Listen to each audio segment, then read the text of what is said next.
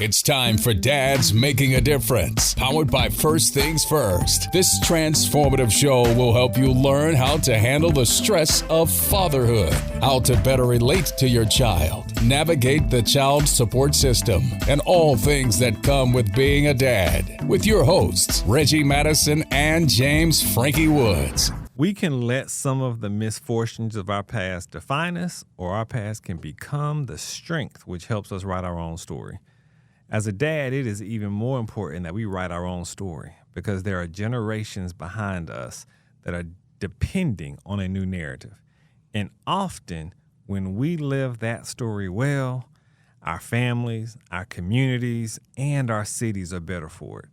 And that's what we're here to learn about today. How a father has written his own story and is having an impact far beyond himself.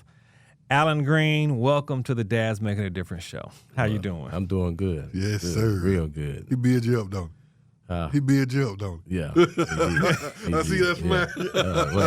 I'm going to follow up with this. Yeah, welcome, man. Welcome to Dads Making a Difference show, man. Appreciate y'all. So tell us a little bit about you, who you are, what you do, what your family make up, that kind of thing. As most people know, I am a firefighter. I'm the fire and life safety educator for the fire department. I run a nonprofit mentoring predominantly elementary school kids, but I do work in the areas of middle school, high school, young adults. Big time involved in the community, one of my biggest passions. I have two sons, twins. They're 15, so that's like two full-time jobs right there. So, that's pretty much it in a nutshell. I like boys, I like sons, but I can't imagine having twin teenagers at the same time. I know I'm shaking my head right now. Well, it's almost like that's all I know. Having at one time, you do everything twice. So it's like if I had one child now by themselves, it'd be like, okay, this is easy. Yeah, I hear that.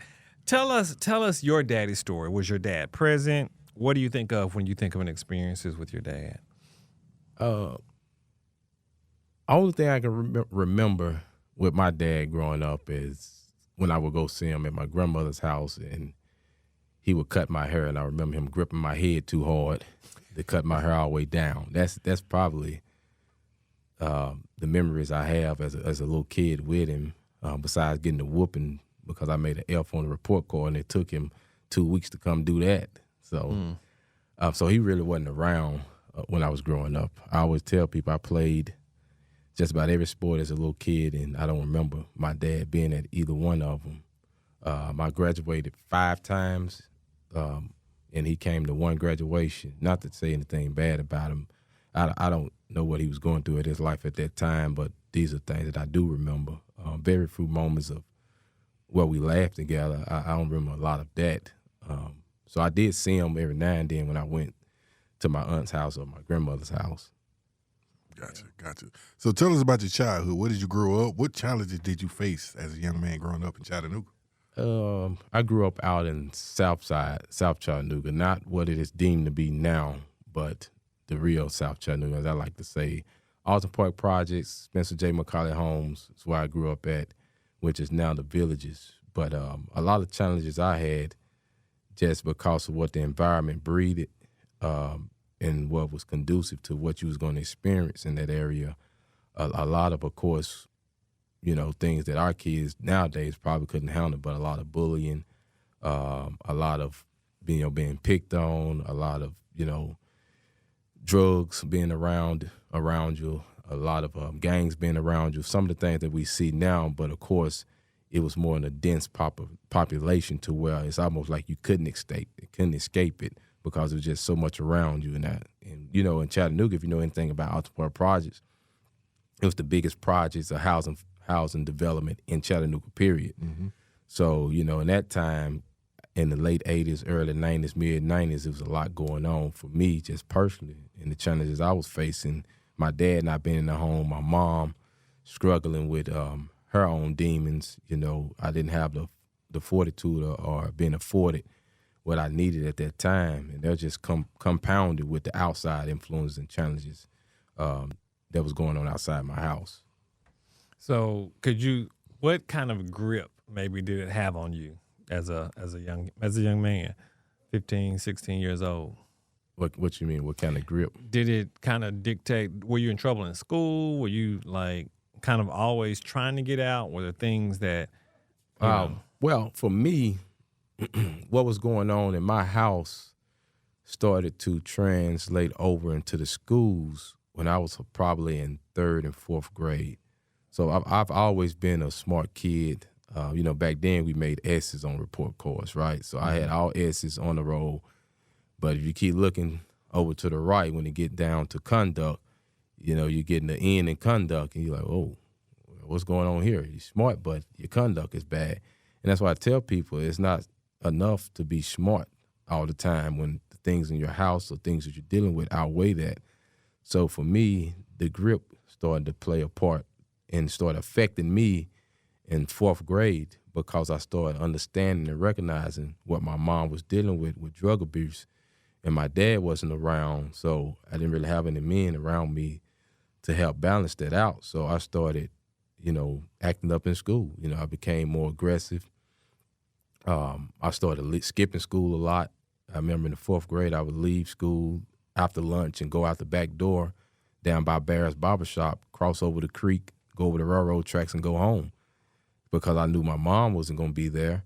So I did that all through 4th and 5th grade. I remember getting suspended for fighting, for people saying things.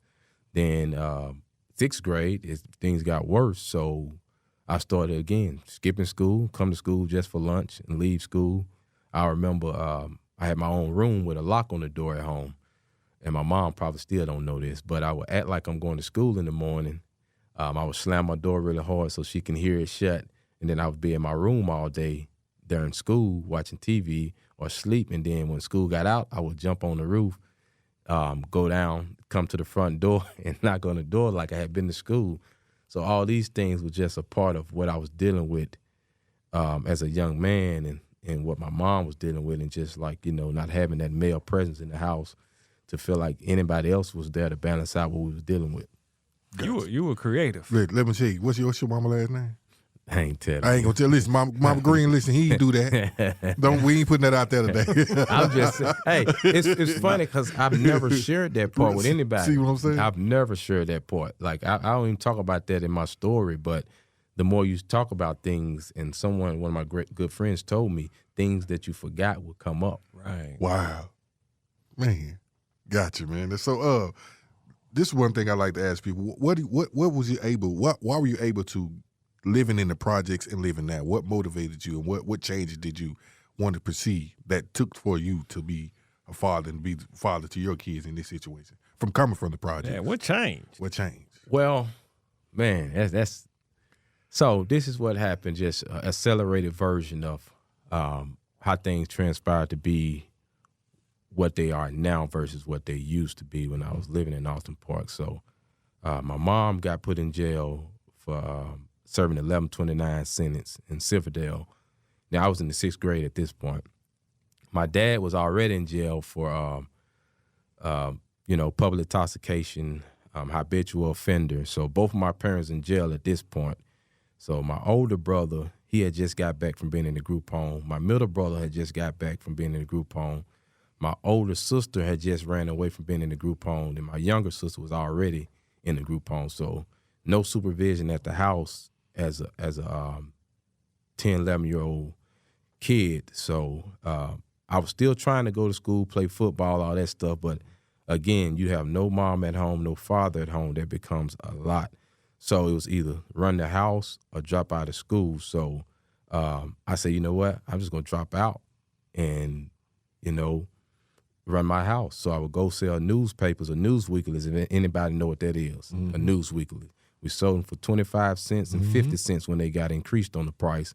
We would go to Broad Street and sell those to make the rent money. It was about $25, $30 back then.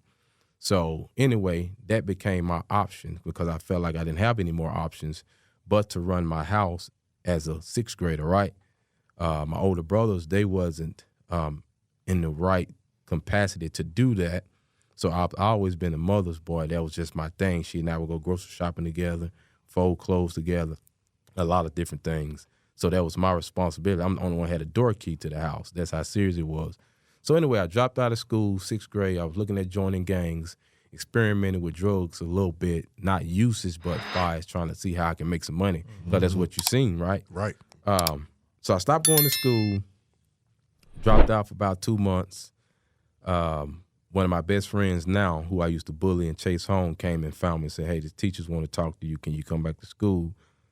So I'm like, what do they want to talk to me about? I've been out of school for a month, 2 months now. I didn't have no friends at school, no real friends anyway. Nobody cared to ask me why I wore the same clothes every week or why my shoes were too big with toilet paper stuck in the front of them. Nobody asked these questions. Instead, you got talked about, right?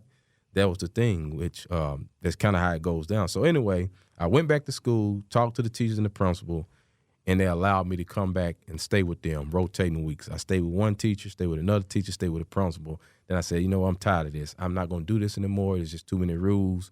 So I decided to stay with one teacher and her husband, stayed there, and that's how I ended up getting out of the projects. And so for a while, I would just go visit. And they would buy me things, socks, underwear, T-shirts, small things that just meant the world because I never had them for a long time. My stepdad, when he was around, he tried to do what he could, but you know how that go. When you're not with a parent, it's like, I do what I can, but I'm not really, you're not really my responsibility. Right. So anyway, I'm living with these teachers and then this one teacher and her husband, and finally it became too much there. Things just kind of spiraled out of control, and I was put in an emergency placement. And I stayed there for about 60 days, I believe, 30 days. I was in emergency placement. Of course, there's a lot of time passed at this point, several years before I went to emergency placement. I was in 8th grade by now. So I was there for 30 to 60 days. I was taken out of that placement, put in an all-boys home, Gardner House. I spent the majority of the summer in the Gardner House. I left there and went back to an emergency placement for about 2 weeks. They pulled me out of there, sent me to Tennessee Baptist Children's Homes on Lee Highway. Mm-hmm. I spent one night there, and then the next day I got a call from my social worker, and they took me to Bethel Bible Village. And I went there, and I stayed there for about a year. And then my other foster parents that took an interest in me and my foster brother said, hey, can you come, start staying with us, take me to church. They took me to church, just build a relationship with me. And then so I left the group home, went to stay with this particular foster parents.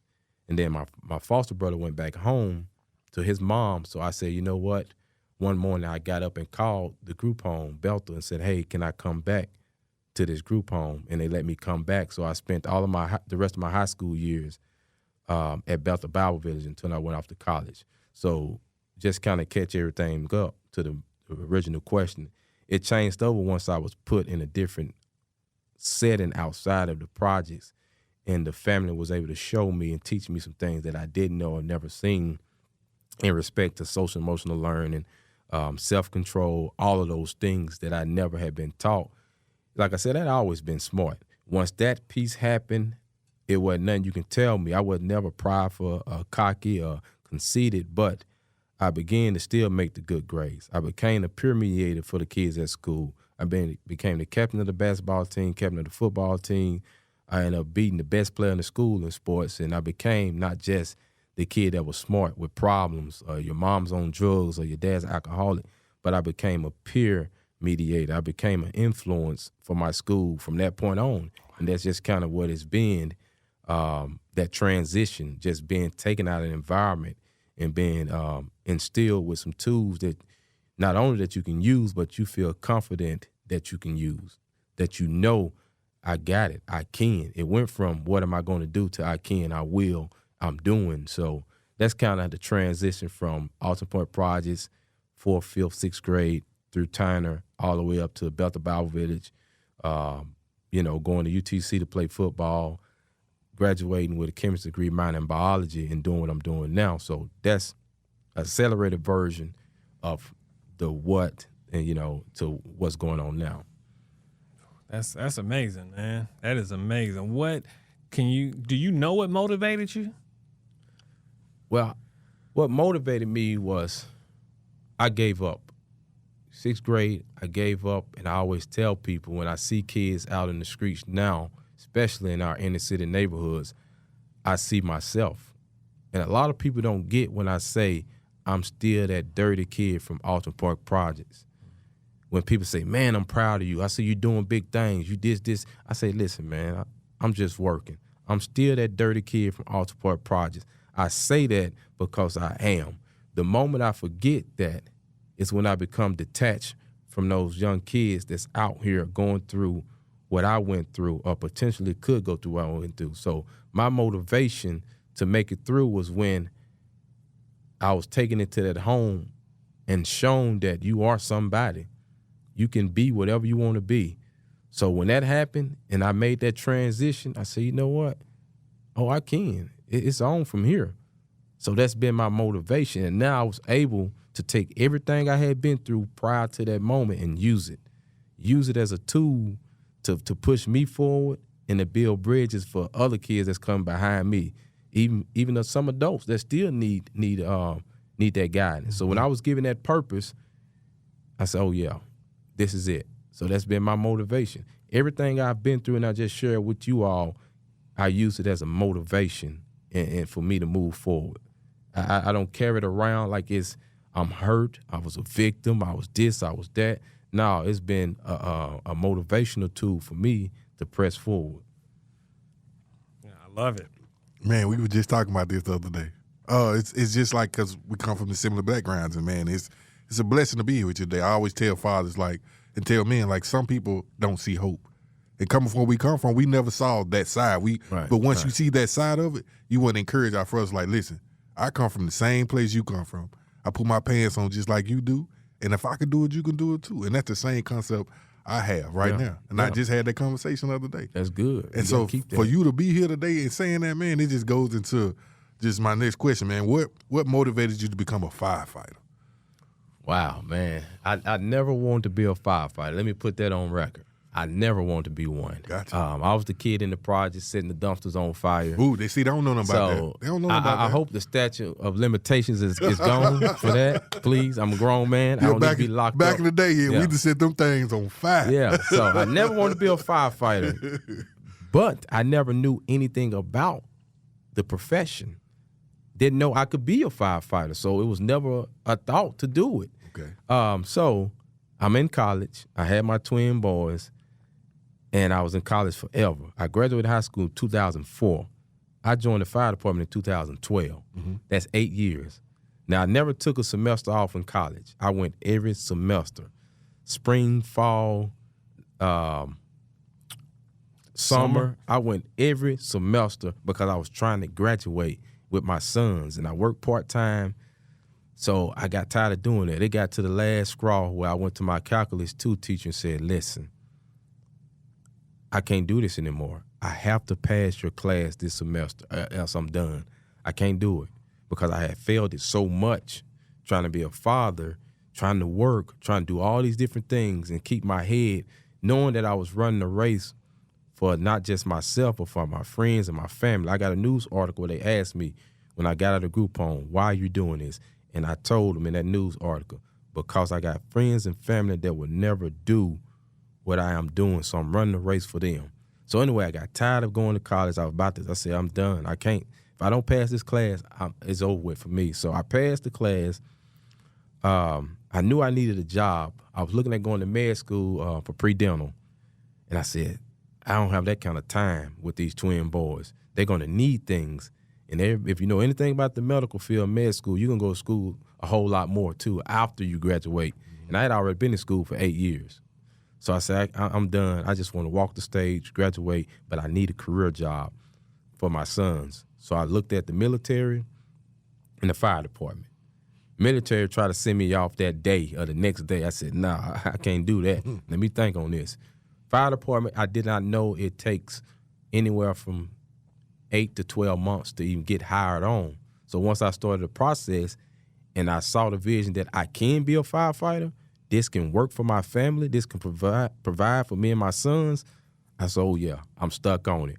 So I walked the stage on a Saturday in 2012, and I joined the fire department on a Friday, 2012. So it all lined up like that. So that's how I ended up becoming a firefighter, because I needed a career job to provide for my sons right now. Do you have the sons? They're in your custody? Yes. Okay. What we don't have that happen all the time. How'd that come about? Well, their mom and I, we do well. And I'm not going to say we always been in the place we are at now. It took years because the way we was programmed, I think historically, that, and I can admit to that because I've been there. I am a father. I've been the father that left my home, their home with their mom and went on by my business. So I've been there, and I can say this. I didn't want to leave because I didn't want them feeling the way I felt because my dad wasn't around. So I didn't want them calling somebody else father and daddy, so I didn't leave for a while. So when I did leave, it was kind of like on bad terms, and she felt like I was just leaving her by herself to do all these things, and I wasn't because we still worked together. So there was still a bit of resentment I feel towards me, and, because I wasn't there, and the stigmatism with when there's not a father or a man in the house and, the man go on and do his life, how that get brought about. So it took us years for she and I to let the main thing be the main thing, which is our sons. And we say, you know what? Whatever happened is going to be for the benefit of these two boys. I don't care what you feel or what I feel. If it's in the right direction for them, that's it. So now she and I are in the best place ever. We are friends. We don't fuss and fight about anything with our sons. She let me make the decision that I need to make for them from a male perspective and vice versa. So that's how we got to that point to where, hey, they're your kids just as much as they're mine. So we can share this responsibility. We can share this custody. So when you say co-parenting, that's what it really is, co-parenting. It's not, it's more on you, or these are mine. I birthed them. I understand that. But she and I understand for the benefit and the best interest of our two sons that this is what it has to be. If we can get every unmarried set of parents to hear that, I just need them to just rewind and hit play. Rewind and hit play till they get that in their spirit. You need to put that on the shirt, bro. You need to put that on the shirt, bro. Hey, it's a lot of things I want to put on the shirt. I'm telling you, it's a lot. Gotcha, hey. man. As a firefighter, how has that helped you better understand the community? Because, I had started understanding the community, especially when I'm dealing with a targeted population from my end, because I understand the needs. I understand the needs of the community. That's the first thing. So when I was out in operations, meaning fire suppression, running medical calls, I seen a whole lot, because I started working in the area that I grew up in. So I'm seeing these things, and I'm able to do my job more efficiently than some others because not only can I conduct CPR or show up to a scene where it's just going crazy or delivering a baby, but I can remain calm because this is what I come from. And I understand that when a person's yelling and cursing me out, I know where it's coming from, so I maintain my composure. Now, with the position I'm in now, I'm more immersed in the community. So it makes it easier for me, as far as the fire and life safety educator, to provide a resource or mitigation to the needs of the community. Now, if we're talking about fires happen more than anywhere else in impoverished communities. Communities where there's a lack of resources. These are our main areas where our fires are taking place. So guess where I come from? Poverty. I come from a community of lack of resources. I come from a community where there are few food deserts, right? I just took a class up at the National Fire Academy, and they push like crazy as part of community risk reductions, ACEs, adverse childhood experiences. These play the effect into why some of our kids develop certain diagnoses, such as maybe ADHD or maybe this diagnosis. And it goes back to, well, what played a part in this developing if they weren't born with it sometimes, right? Right. So I come from this environment that is very conducive to developing health issues as well as mental health issues. So from my position, I say, okay, with the fire department, I know what's needed in that community. I'm in that community, not just the inner city or the impoverished community, but I can go to a community where the average annual salary is $70,000 to $80,000. I can do that too. You know what I'm saying? Yeah. And up. Just because of where I came from, it prepared me to be able to operate in so many different places and spaces. So fire department, it has helped me be able to use everything I got as far as what the fire department's supposed to be doing, right? That's good. Now I'm able to go into these areas to mitigate our fires because I know what's needed from that community. Yeah. How does it help you as a father? The fire department? Yeah. Well, one, being able to provide for my sons. There's nothing worse than feeling like you have no options but to turn to a life of crime to provide for your sons or your daughters or yourself or your family. Mm-hmm. You understand what I'm saying? Mm-hmm. So the fire department gave me that hope. And I tell y'all this, I'm always transparent about when I'm talking. I remember distinctly sitting in my living room in Willa Homes Projects, a 1-bedroom, because I was sharing it with my 2 sons while they were sleeping in the room with me in their the little crib or whatever, playpen. Me and this person, we was talking about doing something that would ruin my career. Well, I wasn't in the fire department yet, but would ruin my life because I was like, how can I generate income? Like right now, I need something. Making $720 before taxes, it's not going to get it. So the fire department gave me that financial stability as a young father, a young single father, right? And not only that, it gave me value and purpose. So when you have that, you know, I'm able to provide for my sons. I've been fortunate enough to use the money I got to give them what they need and what they want. That's awesome. Man, today I get a chance to do this. Today I get a chance to give you your flowers. Hey, man, I appreciate it. Today I get a chance to say, put them in my note. My Alan Green, my brother, we come from the same struggle. Today I get a chance to say thank you for pushing us, for pushing me to be a better man. We say thank you from Dads Making a Difference, from Chattanooga, Tennessee, and from Dads Making a Difference. Yeah. We salute you today, brother. We salute you. Appreciate it. And keep doing what you're doing. Appreciate it. We really do. Yeah. This has been exciting to hear, just the journey, man, and how you just haven't let anything really stop you from being the man, from being the father, from being, we didn't get a chance to talk about all about the nonprofit that you've got. Man, hey, y'all can bring me back at some point. We're gonna bring you back. We're gonna try to get this one question in here though. If you could take your children anywhere, provide them with anything experience, what would that be? I'll probably take my sons, and being honest with myself and you all, take them back so they can see what I saw growing up, so they will understand the why to the what. You understand? Because they don't get it. They don't. Our kids don't get why we do the things we do now. So not to say, well, you want them to relive what you would. No, I didn't say I want them to relive. I want them to see what took place so they can understand why I do what I do. Don't understand your history, you damn repeat it. There you go. Man. Thanks, man, for being a dad making a difference. Oh, thank y'all, man. You've been listening to Dads Making a Difference, powered by First Things First. Join us for our next episode.